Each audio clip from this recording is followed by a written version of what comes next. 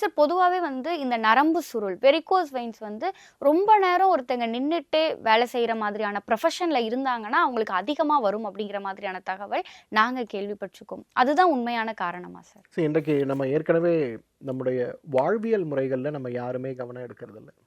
நம்ம சாப்பிட்ற உணவு, நம்ம குடிக்கின்ற தண்ணீர், நம்ம பிராணாயாம பயிற்சிகள் செய்கிறோமா, மூச்சு நமக்கு உதவுதா இல்லையா, அதே போல் உடல் சுத்தி, மனோசுத்தி, ஆத்ம சுத்தி, அபியாசம்னு சொல்லக்கூடிய இந்த 7 விஷயங்கள் இருக்கு இல்லையா, இதை முறையாக உணர்ந்து பின்பற்றி வந்தாலே நமக்கு பெரும்பாலான நோய்களை நம்ம தவிர்க்க முடியும்.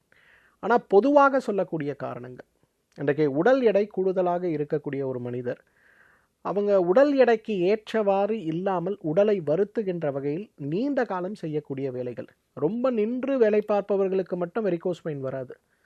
உழைப்பு இல்லாமல் அமர்ந்து வேலை பார்ப்பவர்களுக்கும் வெரிகோஸ் வெயின் நிச்சயமாக ஏற்படும்.